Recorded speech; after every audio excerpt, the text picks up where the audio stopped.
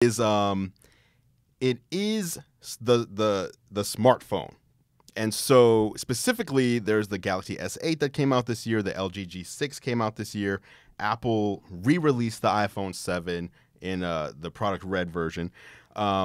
It's not Apple so much, though, as the current Android devices. And so what we've seen, which is what really excites me, is like right here in my hand, I have a Samsung Galaxy S8. And what's great about it is this display. As you can see, the bezel-less look. So you've got a tiny bezel at the top, a tiny bezel at the bottom. Okay. Sorry. Can we start that one over? Yeah. Sorry. All right, welcome back to Geared Up on GeekWire. We are counting down our favorite gadgets of 2017 so far. It's the middle of the year. Middle of the year. Todd Bishop here with Andrew Edwards. Andrew, we just got done talking about the Disney Circle. Yep. And also my favorite device of the year so far, which I'm getting teased for, the Amazon Dash Wand with Alexa. Right. Right. But let's jump in. Let's talk about the smartphones, because there's been some really interesting trends across these devices. The Galaxy S8 is probably the the biggest example of this. Yeah, definitely. So Galaxy S8 is the Galaxy S8 is the biggest example. So for me, it's not just about the S8 though. It's the trend. It's what we're seeing, where we're seeing smartphones going, and it's happening here in 2017. This is the year that we're seeing this big shift in smartphone hardware. So here I have the Galaxy S8 just as the example, and as you can see, like we've talked about this one before, the bezels on here are super small. So you've got a small bezel on the bottom, a small bezel on top, and on the sides, it's pretty much the bezel is non-existent. So you get more in your hand, you get more reachability with your thumb, which is what kind of disappeared for a couple of years because these phones were getting bigger, but they were getting wider, and so it was harder to reach. Now they're getting thinner and taller, so you can see more stuff on screen, more on lists, web pages, etc., emails, but it's easier to hold in your hand. And so Samsung's done it with the S8. LG's done it with the LG G6. We're seeing it from a lot of other Android makers as well. The rumor is Google's going to do it with the Pixel 2. And of course, Apple with the iPhone 8 will be doing something similar as well. So is this just kind of a tweak to what we're seeing here? Or does this enable new scenarios? Like I'm thinking augmented reality. When you have a really thin bezel, it really turns the phone into much more of an augmented reality device, It does. It does. I mean, in a way, yes. Like, first and foremost, though, we're not going to be doing AR all the time, but just to be able to hold your phone in one hand and control it with one thumb, going back to that, it's usability. It makes it easier to use. And you're able to see more on the screen, as I said. So since it's a longer screen, it's 18 by 9 instead of 16 by 9, you can see more of an email. More, if you're looking at Twitter, you can see more tweets on one screen. There's less scrolling you have to do to use your phone. But yeah, when you talk about AR, with the disappearance of the bezel, the phone almost melts away. So if you're holding up a phone, and you have the camera open, it's almost like the phone just becomes a clear piece of glass, and you're looking through this clear piece of glass that can lay stuff on top of the real world. And that's another thing that is going to be huge here this year. Apple announced it at WWDC. They have their AR kit. Developers are already working on some cool stuff for both things like their smartphone and for tablets. So yeah, the smartphone in 2017 is making a huge shift in both usability and for future technology like AR. Yeah. So that's a big deal to me. Yeah, and of course, you've also got all of the interesting Skyview apps, for example, that are going to be really interesting with the full solar eclipse coming up. Oh, right. So, I mean, that's where something like that exactly. To me is one of the most fundamental applications of that kind of AR, where you can basically hold the phone up to the sky and figure out what planets are what. And so I think that's probably going to be really popular come August. That is cool. And on the flip side of that, with AR in the future, you'll be able to hold your phone or tablet up to the sky and create a solar eclipse in your phone that isn't happening in real life and see the effect of it. Right. Yes. I mean, it's awesome. Okay. So good. So that whole trend in the phones, and we're going to be talking a little bit more about how that could play out in the iPhone 8 later on in the show. That's right. Okay. Speaking of phones, this is where I'm going to bend the rules a little bit. I realize we're primarily talking about hardware. Tech. But I have to say, I was able to essentially create a virtual phone for myself with T-Mobile's digits service. That's what it's for. That's what it's meant for, right? Exactly right. This is essentially the portable number service. You can essentially install an app on your existing phone that gives you a second number. Right. Or you can make that number portable. So you can then take your existing number and have it work across a variety of different devices. The primary way I'm using this. I got to hear it. Yes. Let me know. So publicly, I am now using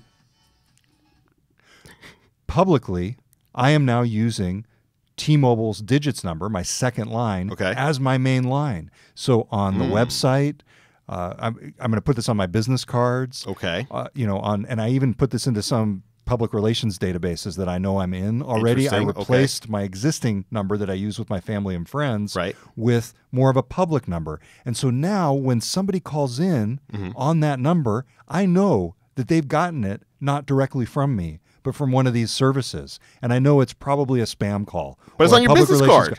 They're getting it from you if it's on your business card. I have not yet put it on my business card yet. So maybe that is a flaw in my logic there. That said, I can control who gets this number, and I can control who gets my own personal number, and I can divide them up. And I know when they're calling in that it's probably not a call I need to pick up. Right. So it's a way of diverting. It's almost like a little spam filter. How reliable is the digit stuff? So for example, if I were to call you or text you so basically what I'm asking is, have you ever received a text or call on digits that you didn't realize until later when you're like, oh, why didn't it ring through? Or does it just work perfectly? Not yet.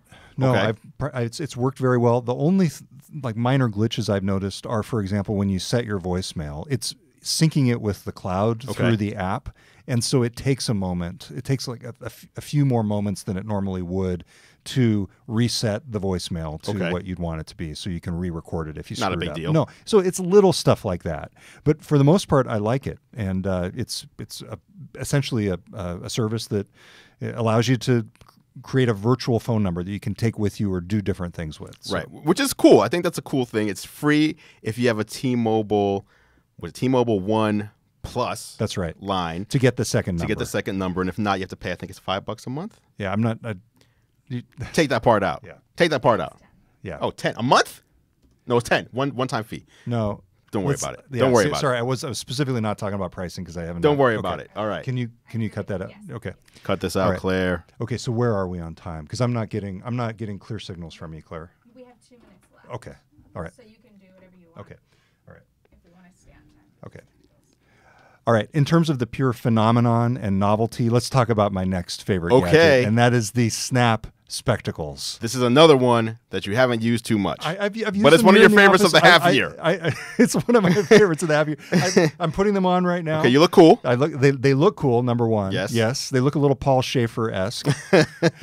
And I just love the concept of this being something of, essentially a social tool that you can use out at a party. Yep. I've seen people do really interesting things online to basically show what they've taken with their Snap Spectacles. I like the phenomenon of how this has been rolled out through the vending machines. Right. Now it's finally available online. But that initial thing was, it was word of mouth. It was getting people excited to be included in something. So do you use your Snap Spectacles all the time? Well, I don't know if I would say I use them all the time, but I definitely use them if I'm going somewhere where I think it'll be cool to use them. So like if I'm going to be at an event or something where I know like capturing stuff will be interesting to my viewers, I'll definitely still bring them. So they're not like just sitting in a drawer somewhere at this point. They're still, I think they're great. Yeah. Okay. So that's a little bit of a taste of our favorite gadgets of the year so far. All right. So given that, we are going to take a quick break. When we come back, we're going to be talking about what our most anticipated technologies and gadgets are coming up for the remainder of 2017. Second half of the year, yes. Absolutely. You're listening to Geared Up, and we'll be right back. You're listening to Geared Up on GeekWire on Kyra Radio 97.3 FM. Can you do an outro for the 4th segment of the radio show, which will be the end? Yep.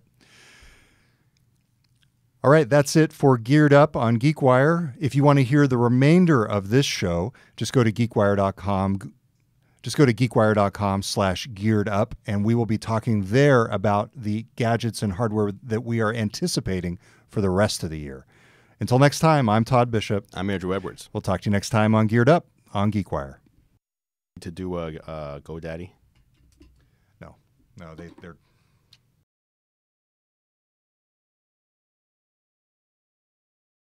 gadgets from the first part of the year, the first half of the year. That's right. Andrew, let's now look ahead, because really when you look at the holiday season, that's when things really start to come out. In this industry, it gets crazy. Holiday season, my favorite. So what are your top things to watch, the top gadgets that you're expecting and that people should be thinking about in the next half of the year? Well, the one that I'm probably most excited about, I didn't even put this on the list, Claire, is the iMac Pro. The iMac Pro. You remember this? By the way, Claire McGrain puts together the show every week. Yes, she does. Shout out to Big Claire shout over out to there Claire. behind the scenes. And Brian Westbrook. Yeah, absolutely. So you remember the iMac Pro? They announced it at WWDC.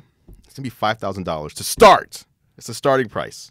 And the rumor is the top end is going to be like $13,000. So which are you going for, the 5 Probably or the the lower end. Probably the lower end. But being able to, because I edit a lot of 4K video. I have to do a lot of heavy lifting as far as what a computer can do. And so something that can connect at 10 gigabits to my home network. I'm actually rewiring my whole house for 10 gigabit. And I'm going to have 2 gigabit internet service up and down. Wow. And I'm going to have all this power from the iMac Pro. 2 gigabit symmetrical 2 gigabit internet. symmetrical. Oh, my goodness. Isn't that crazy? Yes. And guess who that's from? Frontier? Comcast, believe it or not. What? Comcast. How'd you do that? Comcast has a new thing called Gigabit Pro. Okay.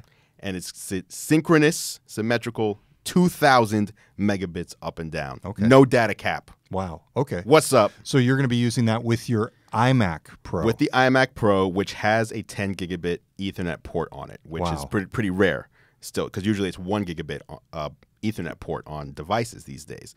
So to have 10 gigabit, it's just going to be insane. So I just imagine your house just like glowing, picking up and lifting off like a rocket, like the Apple Campus, like the new Apple Campus, just taking off. It's like powered by gigabit. Yes, I'm very excited. So that's my thing, but that's probably not that's not a mainstream thing though. Right, that's not not a mainstream very high end.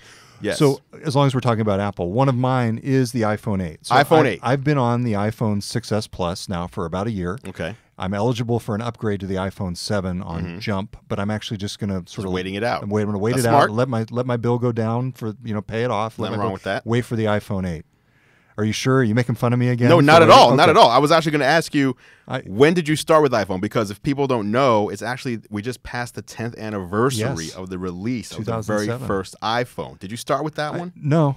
Really? I remember, I think I was about a year or 2 years in before I actually got an iPhone. What were you using? Like a Palm Trio? No, I was using I did have a Palm Trio for a while. I was using one of those LG flip-up messenger phones. A Sidekick? No, it was not a Sidekick. It was sort of a Sidekick knockoff. Okay. It was not as good as a Sidekick. The business Sidekick. Yeah. The businessman's Sidekick. It was like flip it up. I couldn't actually do email, but I could text really well because I had a full QWERTY keyboard. Right.